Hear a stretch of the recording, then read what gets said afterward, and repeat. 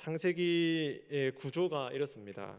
창세기는 10개의 족보로 구성되어 있습니다. 한번 보시면 창세기는 이제 패턴이 있습니다. 이것은 누구의 족보이니라 이렇게 한 후에 그 족보에 관한 내용을 시작합니다.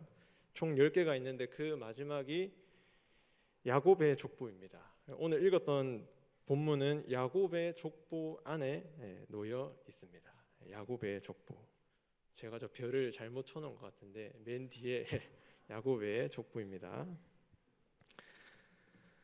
그 야곱의 족보는 시작부터 위기로부터 시작합니다.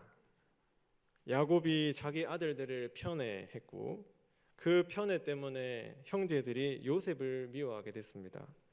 그리고 요셉을 죽이려고 하다가 그를 애굽에 팔아버렸습니다. 이건 심각한 위기입니다. 훗날 12지파의 그 족장, 한 족장이 될 요셉을 쫓아낸 것이죠. 그 후에 어떤 일이 있었습니까? 야곱의 대를 이을 유력한 자 유다가 스스로 그 가정을 떠나버렸습니다. 불신자와 결혼하고 자녀 신앙교육에도 실패했고 며느리와 잠자리까지 가져서 아이를 가졌습니다. 야곱의 이 족보에 엄청난 위기가 찾아온 겁니다. 한 지파는 쫓겨났고 한 지파는 죄로 말미암아 타락하게 됐습니다. 구약 교회의 위기죠. 교회가 시기 질투로 분열되고 죄로 말미암아 망하게 된 것입니다. 이 위기 가운데 오늘 본문은 우리에게 무슨 교훈을 줄까요? 요셉 이야기의 핵심은 아마도 이럴 것입니다. 그가 애굽에 팔렸지만 하나님의 함께하심으로 형통하게 되어 총리가 되었다. 그런데 이 이야기가 우리에게 무슨 유익을 줄까요? 요셉처럼 하나님을 의지하면 우리도 총리가 될 수 있다는 그런 교훈일까요? 이것이 교회의 위기 가운데 무슨 유익을 줄까요? 그래서 우리는 요셉 자체가 아니라 하나님께서 요셉을 통해 어떤 일을 하셨고 그 교회를 어떻게 회복시켜 나가시는지를 보아야 합니다. 그래서 오늘은 본문을 하나님의 일하심에 초점을 맞춰서 교회는 어떤 모습이어야 하는가를 한번 상고해 보고자 합니다. 첫 번째입니다. 첫 번째, 교회는 어떤 모습일까요? 여호와께서 함께 하시는 교회입니다. 여호와께서 함께 하시는 교회. 1절을 보면 요셉은 애굽에 내려갔습니다. 요셉이 이끌려 애굽에 내려가매. 여기서 내려가다는 동사는 38장 유다에게도 사용되었습니다. 38장 1절에 보면 그 후에 유다가 자기 형제들로부터 떠나 내려가서, 그러니까 요셉도 내려갔고 유다도 내려갔다. 성경은 이 두 개를 대조하고 있습니다. 차이가 무엇일까요? 유다는 스스로 형제들을 떠났고 요셉은 강제로 떠나게 된 것입니다. 유다는 형제들로부터 떠난 것은 그들보다 나은 삶을 위해서, 더 잘 살기 위해서, 더 복을 받기 위해서 형제들을 떠났습니다. 독립하고자 한 것이죠. 그런데 결과는 비참하게 되었습니다. 반면에 요셉은 강제로 형제들을 떠났지만 형통하게 되었습니다. 도대체 이 차이가 어떻게 된 것일까요? 사실 형통이라는 것은 유다에게 주어져야 마땅합니다. 왜냐하면 유다는 형제들을 떠나긴 했지만 여전히 가나안 땅에 머물러 있었기 때문입니다. 가나안 땅, 하나님이 약속하신 땅 아닙니까? 그런데 요셉은 강제로 그곳을 떠나게 되었습니다. 약속의 땅이 아니라 애굽에 머물게 된 것이죠. 그러니까 유다가 형통하는 것이 맞는 것 같습니다. 그런데 결과는 유다는 가나안 땅에서도 비참하게 되었고 요셉은 애굽에서도 형통하게 되었다는 것입니다. 이게 성경의 평가입니다. 왜 그럴까요? 형통의 본질이 땅 자체에 있지 않기 때문입니다. 땅에 있다고 해서 그것이 복을 가져다 주는 것이 아니다 하는 것입니다. 예를 들어서 엘리야 선지자 시대에 이스라엘 땅에는 큰 가뭄이 들었습니다. 그런데 그 땅을 떠난 엘리야에게는 하나님이 크신 은혜를 베푸셨습니다. 그리고 하나님께서는 이방 땅 사르밧에 있는 여인에게 하나님의 은혜를 베푸셨습니다. 만약 형통이 땅에 달려 있다면 교회 출석만 잘한다면, 어떤 모임에도 결석하지만 않으면 복을 받는다 하는 것이 맞지 않겠습니까? 하지만 성경에서 형통은 그런 것이 아닙니다. 그렇다면 성경이 말하는 형통의 본질이 무엇일까요? 2절입니다. 한번 같이 읽어보겠습니다. 2절 시작. 여호와께서 요셉과 함께 하심으로 그가 형통한 자가 되어 그의 주인 애굽 사람의 집에 있으니. 아멘. 형통이 무엇입니까? 여호와께서 함께 하시는 것입니다. 여호와께서 함께 하시느냐, 함께 하지 않느냐, 이게 형통을 결정하는 겁니다. 아무리 가나안 땅에 있다고 해서, 약속의 땅에 머문다 해서 하나님이 함께 하지 않으면 그것은 형통이 아닙니다. 애굽 땅에 있어도, 그곳을 벗어난다 하더라도 하나님이 함께 하시면 그게 형통인 것이죠. 이후에도 요셉은 억울한 누명으로 감옥에 갇히고 술 맡은 관원장의 꿈을 해석하고도 오랫동안 잊혀진 존재였습니다. 그런데 요셉은 형통했습니다. 왜 그럴까요? 하나님이 함께 하셨기 때문입니다. 이게 형통의 본질입니다. 성도 여러분, 우리의 삶이 잘 되면 하나님이 나와 함께 하신다고 생각하고, 우리의 삶이 잘 되지 않으면 하나님이 나를 떠난 것은 아닌가 이렇게 생각해서는 안 됩니다. 왜냐하면 하나님께서는 우리의 어떠함에 관계없이, 우리의 행위에 관계없이 우리와 항상 함께 하신다고 약속하셨기 때문입니다. 마태복음 1장 23절에 보면 예수님께서 이 땅에 오신 목적이 무엇입니까?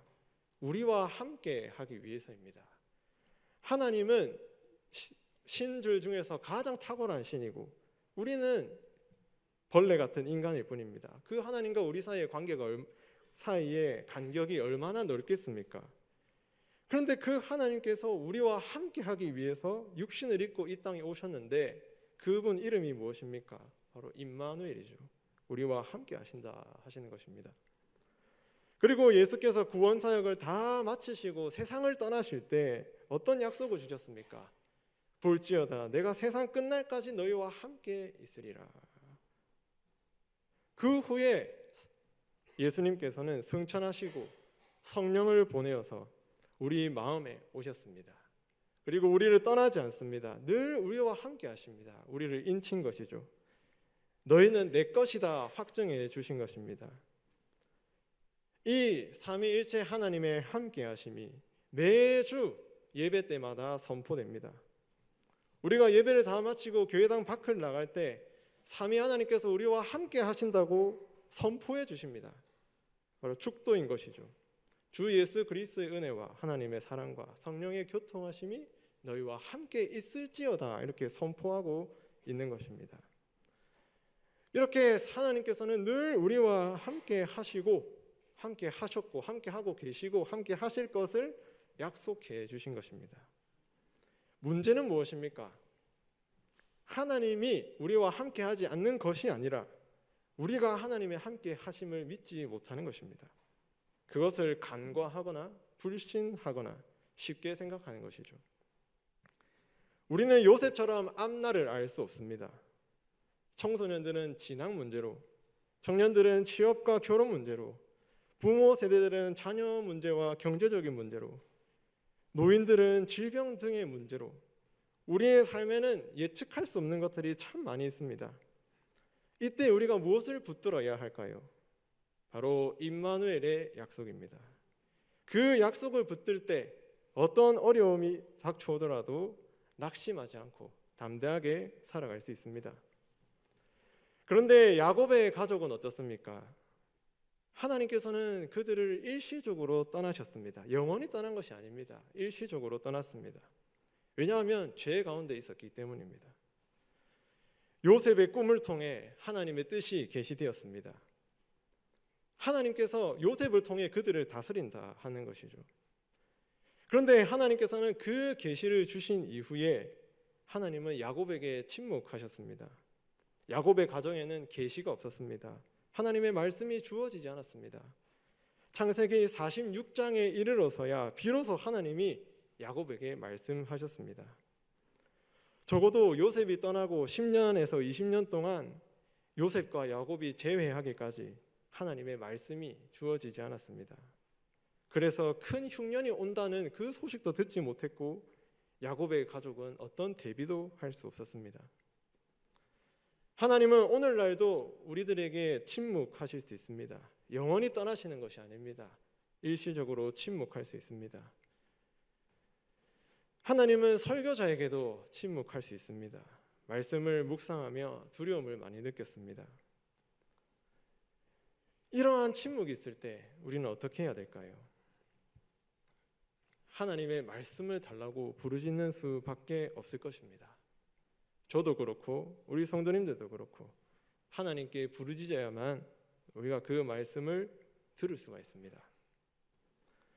어떤 고난 가운데 있더라도 하나님의 함께하심을 붙드는 우리 교회 되기를 간절히 바랍니다. 하나님의 침묵 속에 두려움을 느끼십니까? 그렇다면 재빨리 돌아와 그분께 부르짖어야 됩니다. 하나님, 나에게 말씀해 주시옵소서. 매주일 하나님의 말씀이 선포되지만 거기에서 하나님의 말씀을 듣지 못하고 계십니까? 그러면 우리는 부르짖어야 합니다. 그래야 하나님의 말씀을 들을 수가 있습니다. 하나님이 함께 하시는 교회, 여호와께서 함께 하시는 그런 교회, 삼위 하나님이 함께 하시는 우리 교회 되기를 축복합니다. 두 번째 교회의 모습은 말씀을 붙들고 경건을 드러내는 교회입니다. 말씀을 붙들고 경건을 드러내는 교회입니다. 여호와께서 요셉과 함께 하심으로 요셉의 삶은 형통하였습니다. 그런데 그 형통이 이방인들에게 가시적으로 드러났습니다. 하나님의 함께 하심이 나타난 것이죠. 이것은 하나님의 함께 하심을 개인적으로 느꼈거나 주관적으로 가졌던 그런 감정이 아닙니다. 눈에 보이는 영적 실체입니다. 그 실체가 보디발에게, 심지어 불신자에게 나타났습니다. 3절입니다. 함께 읽어보겠습니다. 시작. 그의 주인이 여호와께서 그와 함께 하심을 보며 또 여호와께서 그의 범사에 형통하게 하심을 보았더라. 여기서 강조하는 동사가 있죠. 보았다입니다. 보았다. 보디발이 하나님의 함께 하심을 보았다 하는 것이죠. 어떻게 가시적으로 드러났는지 성경은 말하지 않습니다. 그런데 적어도 이 본문이 우리에게 주는 교훈은 신자의 삶은 그 마음에서만 머무는 것이 아니라 바깥으로 나와야 한다는 사실입니다. 엄밀히 말하면 순교자들은 그들이 마음에 가졌던 신앙 때문에 죽은 것이 아닙니다. 그 신앙이 고백으로 튀어나올 때 그 고백 때문에 죽은 것이죠. 드러내기 전에는 아무런 문제가 없습니다. 불신자와 신자가 구분도 되지 않습니다. 그게 밖으로 나올 때 진정으로 구분되게 되는 것입니다. 로마 가톨릭의 박해가 있을 때, 종교개혁 시대에 그 박해에 있을 때 종교개혁자들이 입을 다물고 그들의 신앙만 간직하고 지켰다면 그들은 박해를 받지 않았을 것입니다. 그런데 로마 가톨릭의 교리가 잘못되었다라고 입 밖으로 고백을 하는 순간 박해의 대상이 된 것이죠. 이처럼 요셉의 믿음, 여호와께서 함께 하심, 그것은 가시적으로 드러났습니다. 이처럼 우리의 신앙도 바깥으로 드러나야 합니다. 그것이 그가 드러낸 것은 바로 자기가 가지고 있었던 신앙의 정체성입니다. 애굽 땅에서 애굽 사람에게, 이방 땅에서 이방인에게 그 정체성이 나타났습니다. 그런데 그 정체성이 무엇일까요? 오늘 본문은 언급하고 있지 않지만 창세기를 누가 기록했습니까? 모세가 기록했죠. 모세가 기록했다는 점을 염두에 둔다면 그는 하나님 나라 백성에 대해서 이렇게 선포했습니다. 출애굽기 19장 6절입니다. 너희가 내게 대하여 제사장 나라가 되며 거룩한 백성이 되리라. 요셉의 정체성이 무엇입니까? 제사장이요 거룩한 백성이다 하는 겁니다. 요셉은 애굽 땅에서 이방인들이 가득한 거기서 살았지만 애굽에 동화되지 않았습니다. 그리고 오히려 거기서 제사장으로 살았고 나는 하나님의 거룩한 백성이다 하는 것을 드러내었습니다. 나는 거룩한 백성이다. 나는 하나님의 제사장이다. 어떻게 드러냈을까요? 그는 노예였습니다. 노예로 팔렸기 때문이죠. 노예로서 마땅히 해야 될 일을 했습니다. 노동자로서 마땅히 해야 될 일을 한 것이죠. 요셉이 애굽에서 그 정체성을 드러낼 수 있었던 이유가 무엇일까요? 애굽에 가기 전에 하나님의 계시가 있었습니다. 그 계시가 무엇입니까? 꿈에 형제들의 곡식단이 요셉의 곡식단에 절했고 해와 달과 11별이 요셉에게 절했습니다. 무슨 뜻일까요? 야곱의 온 가족이 요셉의 다스림을 받는다는 하나님의 계시입니다. 말하자면 요셉이 세상을 다스린다 하는 것이죠. 애굽 땅에서 그 정체성을 드러낼 수 있었던 것은 요셉이 이 계시를 붙들었기 때문입니다. 지금 어려움을 당하고 고난을 겪지만 하나님의 계시는 하나님의 때에 반드시 자신을 높이 들어 하나님의 뜻을 이루시고 온 백성을 다스리신다 하는 그 계시입니다. 그 계시를 믿음으로 붙들었던 것이죠. 이 믿음을 가지고 고난을 당했지만 노예로서 열심히 섬겼습니다. 보디발의 집과 밭과 그가 가진 모든 소유를, 아내를 제외한 그 모든 것들에 충성하고 힘썼습니다. 그래서 보디발은 요셉을 신뢰했습니다. 교회 안에 신자는 많습니다. 그런데 세상 안에 신자는 얼마나 될까요? 신자와 불신자를 구분하는 가시적인 기준이 무엇일까요? 어쩌면 식사 기도를 제외하고 겉으로 볼 때 신자와 불신자는 차이가 없을 것입니다. 아무리 우리의 믿음이 신실하다고 해도 그것이 밖으로 드러나지 않는 한 우리는 가시적으로 다를 바가 없습니다. 가장 큰 문제는 경건의 모양은 있지만 경건의 능력이 없다 하는 것입니다. 디모데 후서 3장 5절 말씀입니다. 경건의 모양은 있으나 경건의 능력은 부인하니. 사도 바울은 이 말씀을 말세의 특징들을 설명하는 가운데 이 말씀을 했습니다. 그런데 말세가 언제일까요? 먼 훗날 이루어지는 때일까요? 말세는 지금입니다. 예수 그리스도께서 초림하신 이후로부터 재림의 그 기간까지가 바로 말세입니다. 우리는 말세를 살아가고 있습니다. 즉 우리의 모습을 표현한 것입니다. 경건의 모양은 있으나 경건의 능력은 부인하니. 칼빈이라는 신학자는 경건에 대해서 이렇게 정의했습니다. 한번 같이 읽어보면 좋겠습니다. 시작. 경건이란 하나님이 베푸시는 온갖 유익들을 아는 데서 생겨나는 바 하나님에 대한 두려움과 그를 향한 사랑이 하나로 결합된 상태를 뜻한다.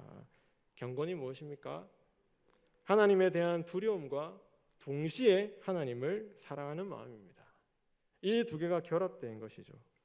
하나님을 두려워하면서도 그분을 꽉 붙들고 놓지 않고 의지하고 있는 상태를 가리킵니다. 심지어 칼빈은 이렇게 말했습니다. 이 경건을 가지고 있는 사람은 하나님을 두려워하지만 지옥이 없다 하더라도 이 사람은 하나님을 사랑할 것이다 하는 겁니다. 지옥이 없다 하더라도 하나님을 거스르는 것만큼 그게 끔찍스러워서 견딜 수 없는 그런 사람이죠. 경건입니다. 그러면서 칼빈이라는 사람은 그 당시 종교개혁 시대에도 경건의 능력이 없는 교회를 가리켜서 이렇게 표현했습니다. 모든 사람들이 다 하나님을 향하여 어렴풋하고 희미한 공경심을 갖고 있기는 하나 하나님을 진정으로 높이고 공경하는 사람은 별로 없으며 또한 화려한 예식들이 즐비한 곳에서는 진실한 마음을 보기가 정말로 힘들다. 오늘날의 문제는 아니죠. 옛날에도 그랬다 하는 것입니다. 경건의 능력이 없다는 것이죠. 왜 그럴까요? 그 본질적인 문제가 무엇일까요? 하나님을 막연하게 알고 있지만 그 하나님을 실제로는 모른다는 것과 같습니다. 이것이 우리에게 얼마나 도전적인 말씀입니까? 우리의 신앙 고백은 성경이 믿음과 삶의 유일한 기준이라 하는 것인데, 그 기준인 성경이 계시하는 하나님을 우리가 잘 알지 못하기 때문에 경건의 능력이 없다는 것이죠. 여기서 안다는 개념은 지식적으로 알고 그 지식에 동의하는 그런 차원이 아닙니다. 부부가 잠자리를 통해 서로를 알듯이 하나님을 경험적으로 안다는 것입니다. 이런 점에서 경건의 능력이 나오는 것이죠. 성도 여러분, 우리에게는 경건의 능력이 있습니까? 저는 말씀을 묵상하며 나에게는 경건의 능력이 있는가라고 생각해 봤습니다. 설교를 하고 중고등부 학생들에게 설교를 하지만 나는 진짜 하나님을 알고 있을까? 그렇게 하니 마음에 두려움도 있고 부담도 되고, 그러면서 하나님, 나는 정말로 하나님을 알고 있습니까? 이렇게 질문하기도 했습니다. 경건의 능력이 없는 가장 큰 문제는 하나님의 말씀이 선포되고 그 말씀을 가지고 우리의 삶에 적용하는 것이 쉽지 않다 하는 것과 같습니다. 말씀을 듣는데 적용하는 게 쉽지 않은 것이죠. 그 선포된 말씀으로 하나님과 교제하는 것이 경건임에도 불구하고, 경건의 능력임에도 그러한 능력을 상실한 것입니다.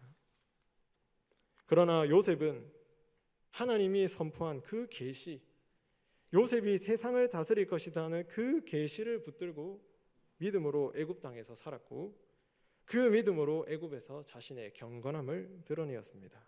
그때 세상은 그 경건을 보았습니다. 목격한 것이죠. 성도 여러분, 선포된 말씀을 붙들고 우리의 정체성을 세상에 드러내십시다. 우리가 거주하는 학교에서 우리의 거룩함을 드러내고, 우리가 거하는 직장에서 양심적이고 정직하게 살아가고, 우리 가정에서 따뜻하고 넓은 마음을 가족들에게 나타내어 봅시다. 교회에서 참된 사랑을 나타내 봅시다. 이것이 바로 요셉이 가졌던 신앙이요, 교회가 가져야 할 사명입니다. 이런 점에서 교회는 말씀을 붙들고 그 경건을 나타내는 교회다, 이렇게 말할 수 있습니다. 하나님, 나에게 경건하게 살아갈 수 있는 힘을 주시옵소서, 경건의 능력을 주시옵소서 간구하는 저와 성도님들 되시길 축복합니다. 마지막으로 교회는 축복의 통로가 되어야 합니다. 축복의 통로가 되는 교회. 요셉이 하나님의 함께하심 가운데 말씀에 따라 자기 정체성을 드러냈습니다. 어떤 결과가 나타났을까요? 그는 축복의 통로가 되었습니다. 5절 말씀 한번 같이 읽어보겠습니다. 시작. 그가 요셉에게 자기의 집과 그의 모든 소유물을 주관하게 한 때부터 여호와께서 요셉을 위하여 그 애굽 사람의 집에 복을 내리심으로 여호와의 복이 그의 집과 밭에 있는 모든 소유에 미친지라. 아멘. 이 본문을 자세히 보면 보디발이 복을 받은 시점이 언제입니까? 요셉이 보디발의 집과 소유를 주관하기 시작한 때부터입니다. 그리고 그 복의 범위는 어떻습니까? 보디발의 집과 모든 소유물입니다. 그러면 복의 근거는 무엇입니까? 왜 하나님이 보디발에게 복을 베푸셨습니까? 요셉을 위하여, 정확하게 말하면 요셉 때문에입니다. 그러니까 요셉 때문에 보디발이 복을 받은 것이죠. 요셉이 축복의 통로가 된 것입니다. 여기서 신자의 목적, 교회의 존재의 목적을 알게 됩니다. 교회는 교회 자체를 위해서 살아가는 존재가 아닙니다. 교회가 자신의 세력을 확장하기 위해서만 막대한 재정과 재산을 투자한다면 이익 집단에 불과할 것입니다.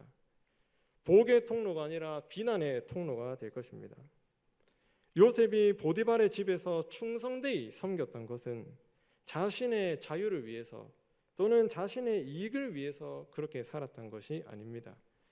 노예가 일해봤자 얼마나 자유를 얻겠습니까?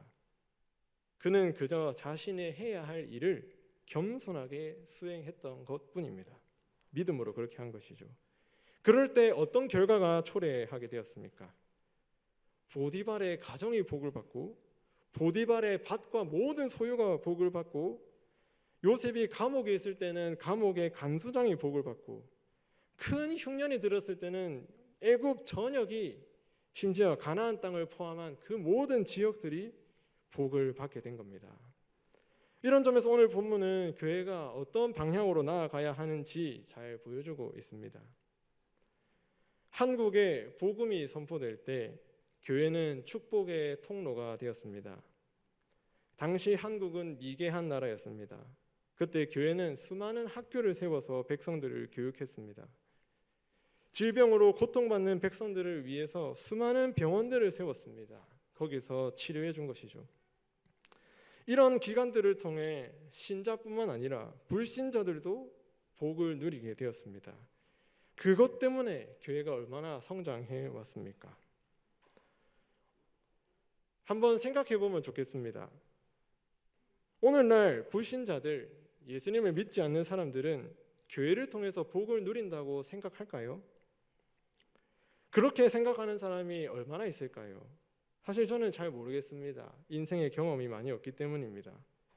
그런데 우리 주변의 친구들, 우리의 지인들, 우리의 가족들, 그들은 교회를 통해서 복을 누리고 있다고 생각할까요? 적어도 오늘 본문은 우리가 그러한 존재가 되어야 한다는 것을 말씀하고 있습니다. 저 직원 때문에 우리 회사가 많은 유익을 얻고 있구나. 저 사장님 때문에 우리 직원들이 행복하구나. 이러한 말이 나와야 하지 않겠습니까? 우리의 삶에서 주어진 일에 충성할 때, 믿음으로 우리의 경건을 드러낼 때 교회는 축복의 통로가 될 수 있습니다. 요셉은 노예로서 충성했고 감옥에서는 죄수로서 충성했고 총리가 되어서는 총리의 일을 충성스럽게 감당하였습니다. 그러다 보니 보디발의 가정도 복을 받고 감옥의 죄수들도 복을 받고 애굽의 온 땅이 복을 받게 된 것입니다. 우리의 교회가 그런 교회가 되면은 얼마나 좋을까요? 그런 교회가 되기를 정말로 축복합니다.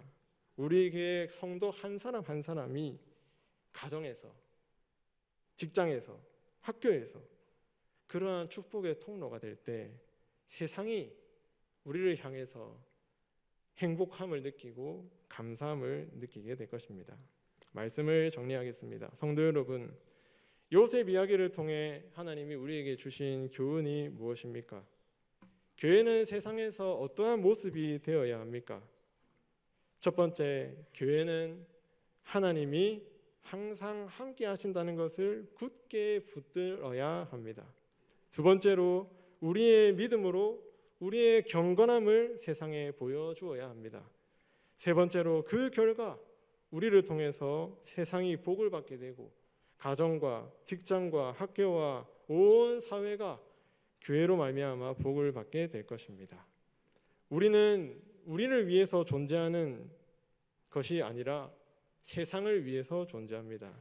불신자를 위해 존재하고 이웃을 위해 존재하며 세상을 위해서 존재하는 사람들입니다. 그들에게 축복의 통로가 되는 것이죠. 성도 여러분, 우리 함께 하나님의 함께하심을 붙잡읍시다. 그분만을 전적으로 의지합시다. 그 하나님의 말씀을 듣기 위해서 부르짖읍시다. 우리의 경건함을 세상에 드러냅시다. 말씀의 계시를 붙들고 하나님의 일하심을 기대합시다. 우리의 삶의 자리에서 하나님을 드러냅시다. 그때 우리가 축복의 통로가 될 수 있습니다. 이런 교회 되기를 삼위 하나님의 이름으로 축복합니다. 아멘. 찬송가 325장 찬양하겠습니다.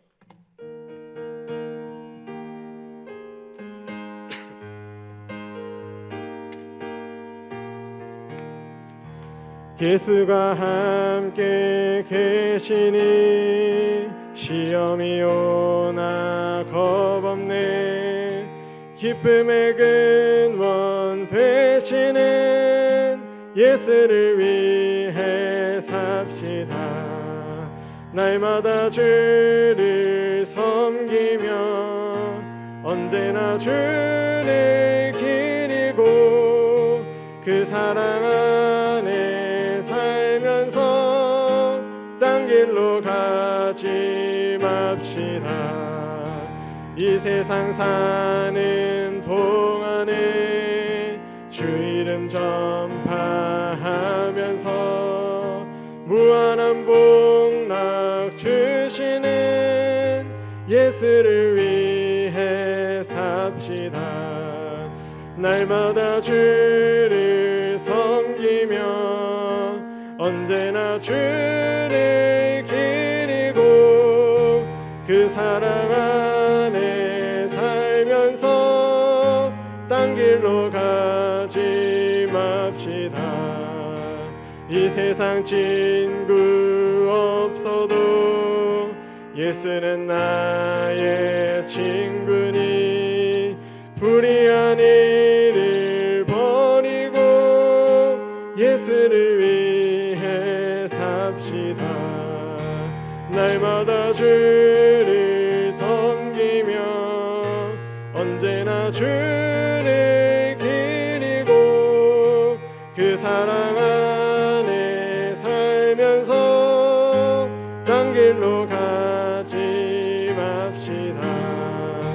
주께서 심판하실 때 잘했다 칭찬하리니